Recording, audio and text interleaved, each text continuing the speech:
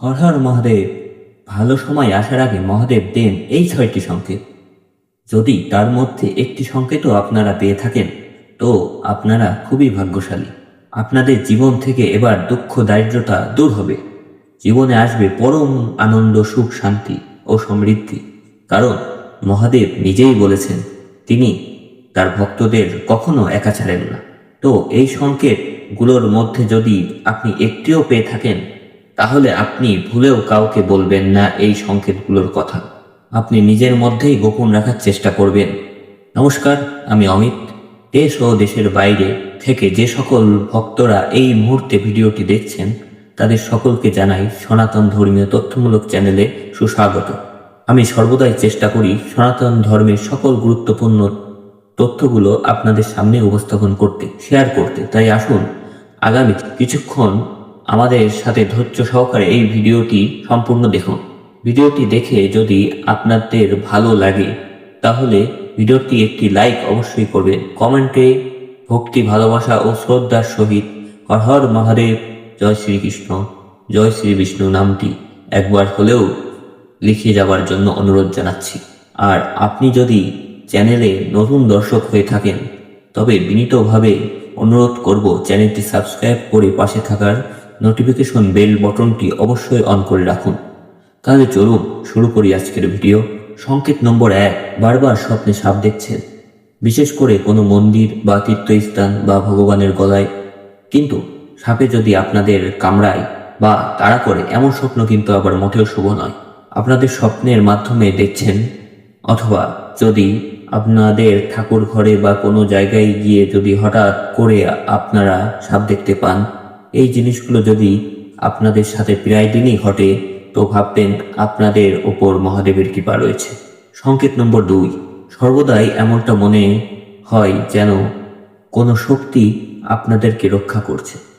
মনে হচ্ছে যেন মহাদেব আপনাদেরই সাথে রয়েছেন। বিপদ থেকে তিনি যেন আপনাদের রক্ষা করছেন। ফলে মহাদেবের ছবি বা মূর্তি দেখলে মনে হয় যেন মহাদেব আপনার দিকেই তাকিয়ে রয়েছেন। এটা অত্যন্তই শুভ ও মঙ্গলময়। সংকেত নম্বর 3, যেমন কোনো মন্ত্রের প্রতি একটি বিশেষ টান। যেমন শ্রী ভগবান শ্রীকৃষ্ণের কৃপা হলে কৃষ্ণ মন্ত্রের প্রতি আপনি সবচেয়ে বেশি আকর্ষিত হবেন এবং তার প্রতি আপনার অন্যরকম বেশি ভালোবাসা আসবে। আর এমনটা এর জন্যই হয় কারণ জন্ম জন্ম ধরে যারা আপনার কৃপা, ভক্তি, ভালোবাসা পেয়ে আসছে সেই সংস্কার আমাদের এই জন্মেও আমাদের সাবকনসিয়াস মাইন্ডে রেকর্ড হয়ে থাকে। ফলে সহজেই আমরা তার প্রতি আকর্ষিত হয়ে যাই।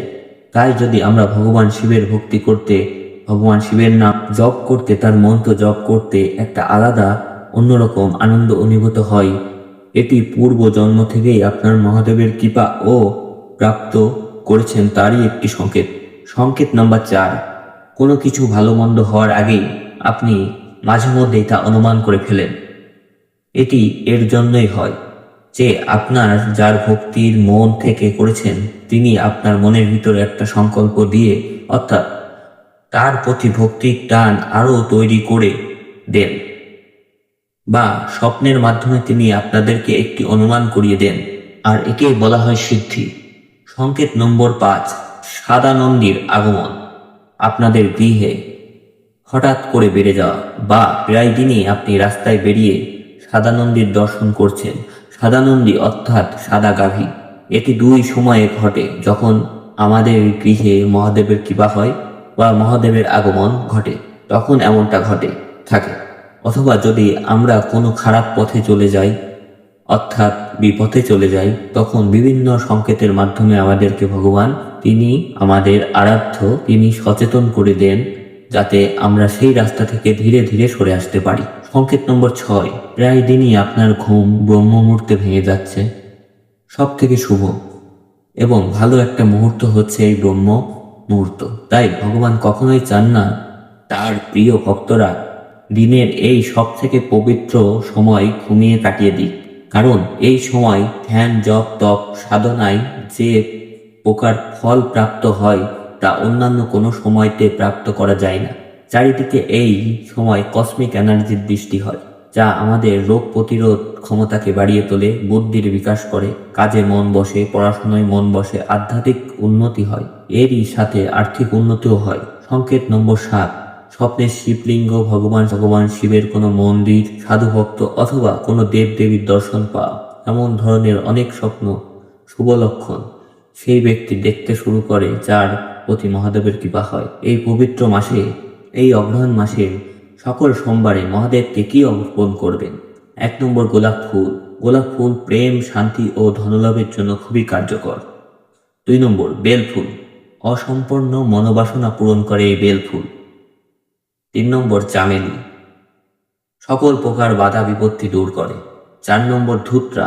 এই ধূত্রা শিব পুরাণে মহাদেবের প্রিয় ফুল, মনোবাসনা দ্রুতপূর্ণ হয়। 5 নম্বর আকন্দ ফুল। জ্যোতিষ মতে মহাদেবকে তুষ্ট করে। এই পবিত্র মাসে সামান্য হলেও শ্রীফল মানে যাকে আমরা নারিকেল বলি, তা অবশ্যই গ্রহণ করা অত্যন্ত শুভ। তাই এই নারকেল অবশ্যই এই দিনে ব্রত করে আপনি অবশ্যই গ্রহণ করবেন। এতে ব্যক্তির আর্থিক ভাগ্য খুলে যায়। মহাদেবের কৃপায় তো অবশ্যই শ্রীফল অর্থাৎ নারকেল আপনারা গ্রহণ করবেন। এই সেই একটি ফল যা আমাদের গ্রহণ করা অত্যন্ত শুভ হবে। সোমবারের দিনে অত্যন্ত শুভ হবে।